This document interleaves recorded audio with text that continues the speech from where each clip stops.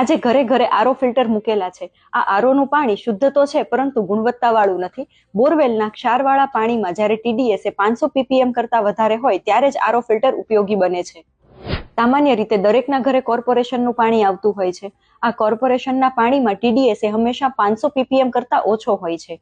જ્યારે આ પાણીને આરો ફિલ્ટરથી શુદ્ધ કરવામાં આવે ત્યારે તેમાં રહેલા જરૂરી મિનરલ્સ જેવા કે કેલ્શિયમ, મેગ્નેશિયમ, પોટેશિયમ વગેરે ખૂબ જ ઓછા થઈ જાય છે અને આવું પાણી ગુણવત્તા વગરનું બને છે, જે સ્વાસ્થ્ય માટે ઘણું નુકસાનકારક છે. આવું મિનરલ્સ વગરનું પાણી જો લાંબો સમય સુધી પીવામાં આવે તો આપણા હાડકાં અને દાંત નબળા પડી જાય છે, સ્નાયુના દુખાવા શરૂ થઈ શકે છે અને સાથે રોગપ્રતિકારક શક્તિ પણ નબળી પડી જાય છે. આ ઉપરાંત આરોની પ્રોસેસ દરમિયાન પાણીનો ઘણો બધો વેસ્ટ પણ થઈ જાય છે. તો અહીં એમ થાય કે તો કયું પાણી પીવું? પીવા માટેનું સૌથી બેસ્ટ પાણી એ મઘા નક્ષત્રમાં સંગ્રહ કરેલું વરસાદનું પાણી છે. પરંતુ આ રીતે વરસાદના પાણીનો સંગ્રહ કરવો એ દરેક માટે શક્ય નથી હોતું. માટે કોર્પોરેશનમાંથી આવતા પાણીને વ્યવસ્થિત ગાળી અને ઉકાળવામાં આવે તો તેમાં રહેલા હાનિકારક બેક્ટેરિયા અને વાયરસ દૂર થઈ જાય છે અને પાણીના મિનરલ્સ પણ જળવાઈ રહે છે.